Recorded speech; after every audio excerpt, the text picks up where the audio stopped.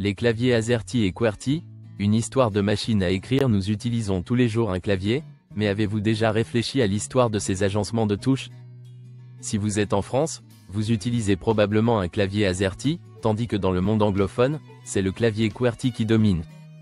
Mais comment ces deux agencements ont-ils vu le jour, et pourquoi en existe-t-il deux versions aussi différentes?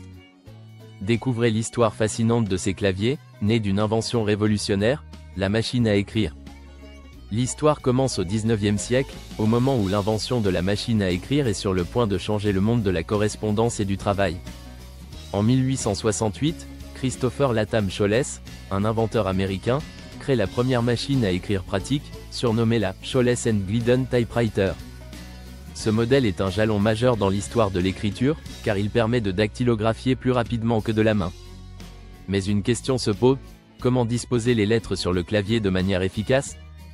Au départ, le clavier de la machine à écrire était disposé de manière alphabétique. Mais rapidement, les inventeurs se sont rendus compte que ce modèle ne permettait pas une saisie rapide et fluide des mots. En effet, les lettres fréquemment utilisées étaient trop proches les unes des autres, ce qui provoquait des blocages mécaniques lorsque les touches se heurtaient. Ce problème a conduit Sholes à repenser la disposition des lettres. L'objectif était de séparer les lettres fréquemment utilisées afin d'éviter ces blocages, ce qui donnait naissance à la disposition QWERTY. En 1873, la machine à écrire de Sholes fut vendue à la société Remington, et c'est cette version QWERTY qui deviendra la norme pour les machines à écrire. Pourquoi QWERTY? Tout simplement parce que c'est le début des 6 premières lettres de la première rangée du clavier, ce qui est facilement reconnaissable. Cette disposition n'était pas forcément la plus optimale pour la vitesse de frappe, mais elle avait un autre avantage, elle était adaptée à la mécanique des premières machines à écrire, ce qui la rendait plus fiable. Mais comment le QWERTY est-il devenu universel?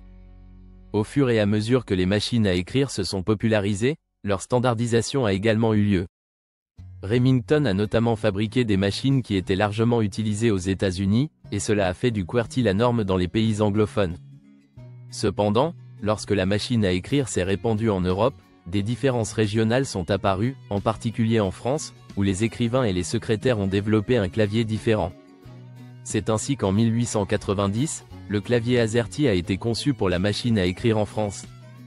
La disposition AZERTY a été développée pour répondre à des besoins spécifiques de la langue française, avec une meilleure prise en compte des lettres accentuées et des symboles utilisés dans cette langue.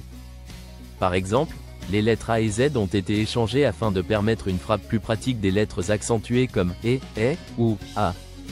En effet, dans la langue française, les lettres accentuées sont courantes, contrairement à l'anglais.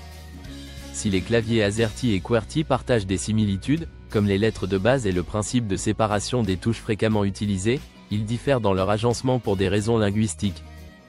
Par exemple, les accents sur les voyelles, la présence de la lettre « chi » et d'autres signes diacritiques ont poussé les concepteurs à adapter le clavier français en fonction des besoins spécifiques de la langue. Dans certains pays, comme la Belgique, le clavier AZERTY présente encore des différences avec celui de la France.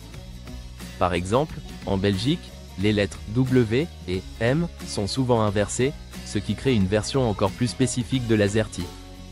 Aujourd'hui, avec la numérisation et l'internationalisation, ces deux types de claviers sont omniprésents dans le monde entier, et leur héritage perdure.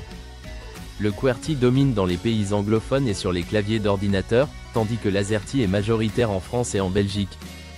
Les smartphones et les tablettes continuent de proposer ces deux options, permettant ainsi aux utilisateurs de taper plus rapidement et efficacement dans leur langue respective.